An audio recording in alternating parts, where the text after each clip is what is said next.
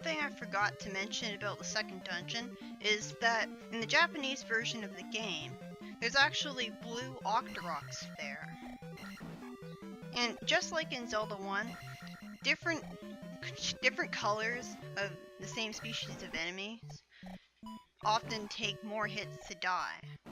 But unlike in Zelda 1, different colors of what seems like the same species of enemy often have different attacks or completely different ways of dealing with them.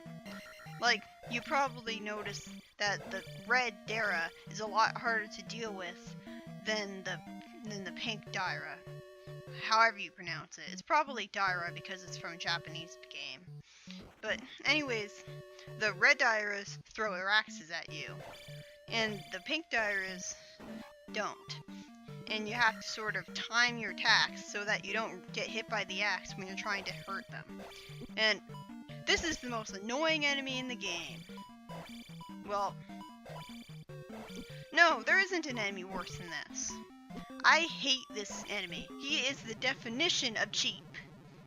It's like all the other Dark Nuts. They're fine compared to this guy. It's because he throws projectiles, and he throws so many projectiles. And you're expected to attack him, and the way that you're expected to attack him doesn't really open up for the possibility of you attacking him and dodging all of his projectiles. And he throws them above him and below him. So there's multiple different ways that you're expected to block, and you can't block all of his projectiles and attack him at the same time. In the Japanese version of the game, yeah, there's a lot of changes between the two versions. In the Japanese version, all the temples up to the Great Temple are actually white, the exact same color as the first temple. Now, remember when I complained about copy and paste environments in the dungeons? Well, having every temple be the exact same color made it even worse. So thank goodness that was changed. Like, I don't even know why they thought it was a good idea. I mean, all the versions of Zelda 1 had each dungeon being a different color to give it more of a distinct feel. I mean, every dungeon had different level design, sure, but it also needs a different aesthetic. And it's just annoying, you know? You probably noticed that the NPCs in East Hyrule actually have different dialogue from the ones in West Hyrule. The kids are always going to give you important information. Like, they're not the unimportant NPCs. The unimportant NPCs in East Hyrule say different things from the ones in West Hyrule. And this is easily the easiest, this is the second easiest town to complete the side quests of. Because Roru, the first town, it doesn't even have a side quest. You just talk to the NPC and then you get the spell. It just hands it to you. In this game, in this town, you just talk to the fountain and then you'll get water. Although I guess it can be kind of unintuitive that you can even interact with the fountain and get water in the first place. But still, this is the only town where you can accomplish its side quests within the town, which is the first for Zelda games.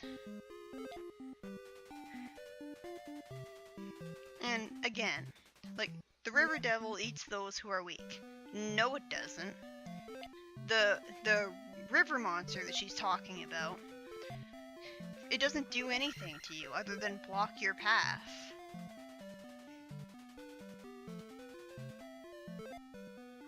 Yeah, both West Hyrule and East Hyrule have houses that have monsters that you can talk to in them, which is rare for Zelda games. Usually you're not able to talk to monsters at all. Although, I kind of prefer that because it brings up the question of why Link isn't killing these particular monsters. And the red ache monster that you talk to is annoying because you have to jump up to him. Although thankfully you can just mash the B button and have his dialogue boxes appear over and over again until he finally talks to you. I don't think it's very intuitive, though, that you have to talk to the monsters multiple times to get them to say something useful to you. Because every other NPC in the game has... They say the same thing no matter how many times you talk to them. I mean, the side quest NPCs, they say a different thing. They have 2 dialogue boxes, and they say the thing in the second dialogue box once you complete the side quests. But that's about it. I hate these enemies. It's always completely unpredictable when they're gonna stop and become vulnerable. And they're not vulnerable for a very long amount of time. I hate a lot of the enemies in this game. I love how much experience points that bag gives you. And I hate these flying enemies that drop boulders everywhere. They're really hard to dodge, and the boulders are hard to dodge too. And these are levers, just like in Zelda 1, only... Well, no, they're not nearly as bad as in Zelda 1. Because they go into the ground at a slower rate, and they don't pop out nearly as fast. You can when they're more deep into the ground, you can use the downward thrust to attack them. You can't attack them at all when they're in the ground in Zelda 1.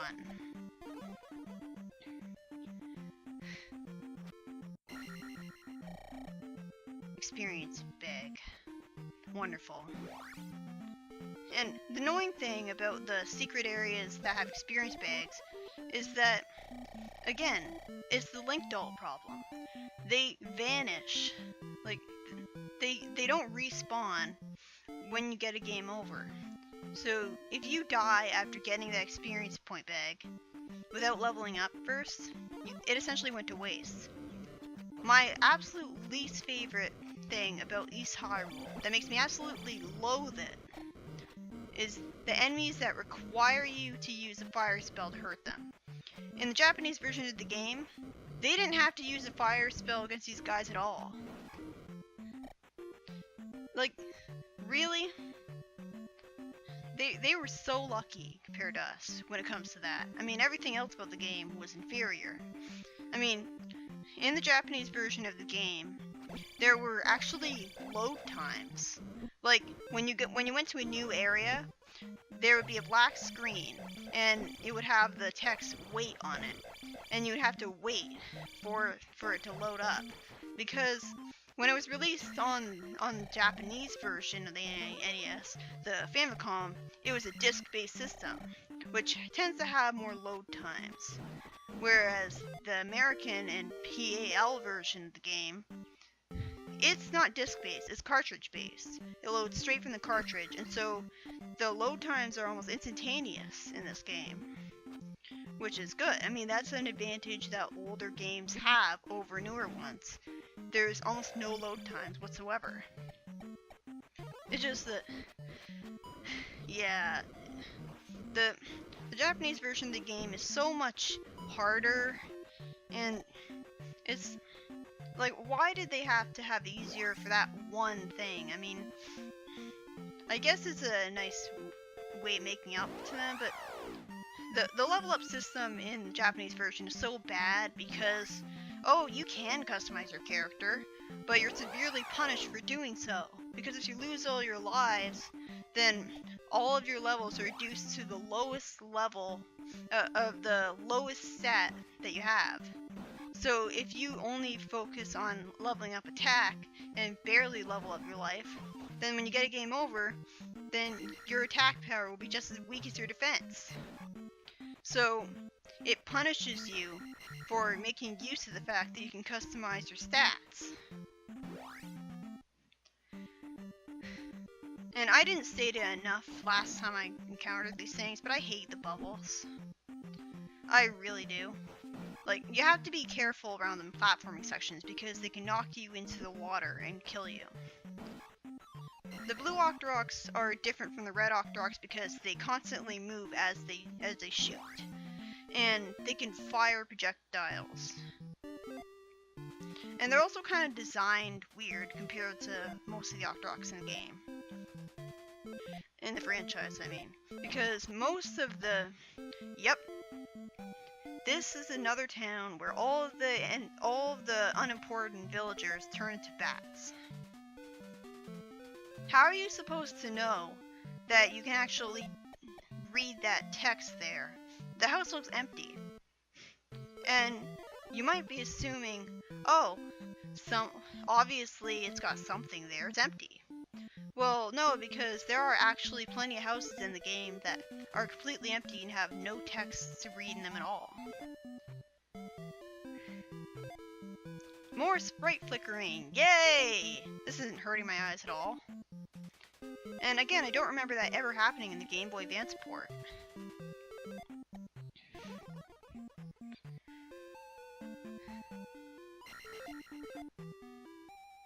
I love the purple sky of this place and the pinkish red ground. I'm not really sure what it's trying to represent. I'm not sure why it has such a different aesthetic from... I just love the way this town looks. I really do. I always love it when the sky is a different color than it normally is. And how are you supposed to know that you can go into that house through the chimney? It is really cool, though. It is really cool that you can jump on top of the buildings. Although, the only village that you can jump on top of the roofs is Ito and this town. Because, like every other town has roofs that are just part of the background. So it's not entirely obvious. Although I think this game is still a lot less obtuse than Zelda 1 was. But that was the upward thrust, and it's not nearly as useful as the downward thrust. Like I said, the salvos that constantly jump above you, you can try to upward thrust them, but even if you damage them, they're still going to end up damaging you anyways. So, I can name exactly one incident where the upward thrust would be really useful.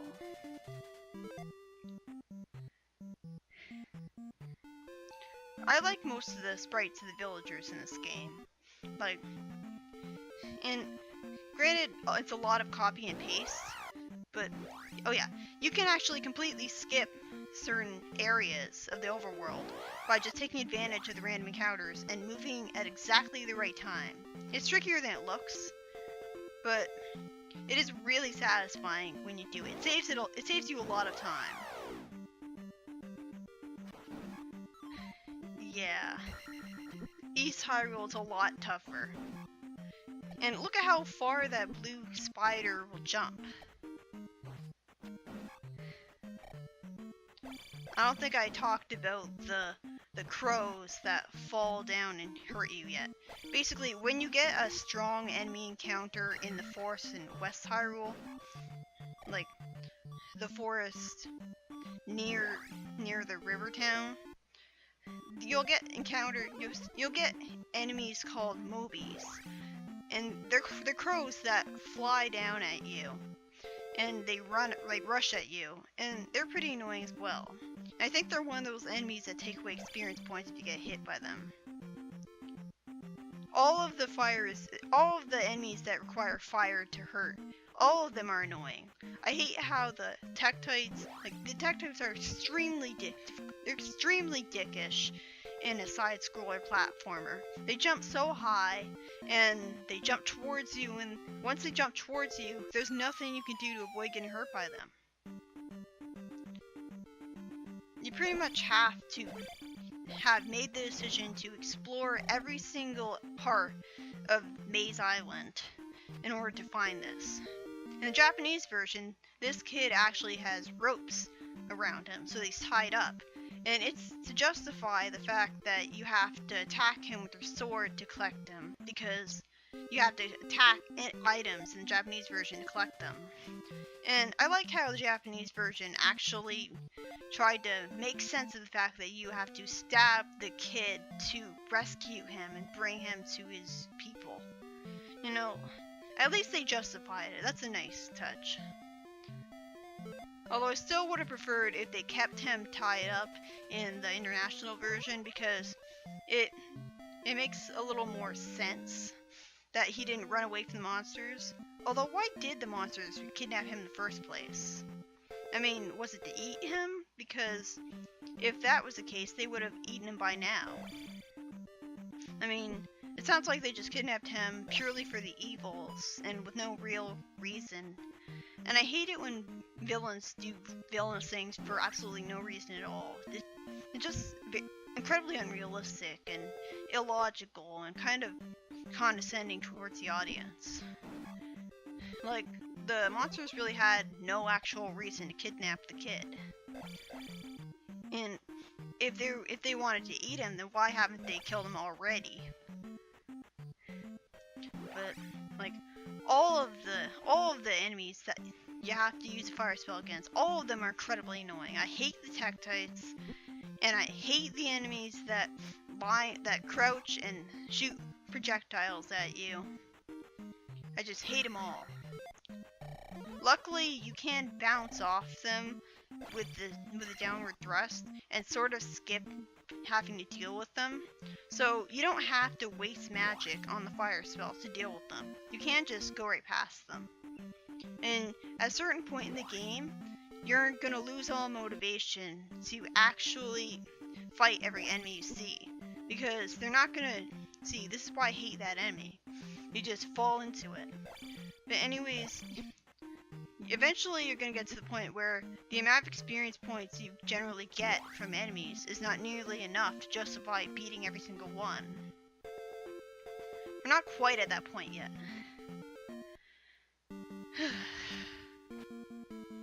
And this is the last good dungeon in the game.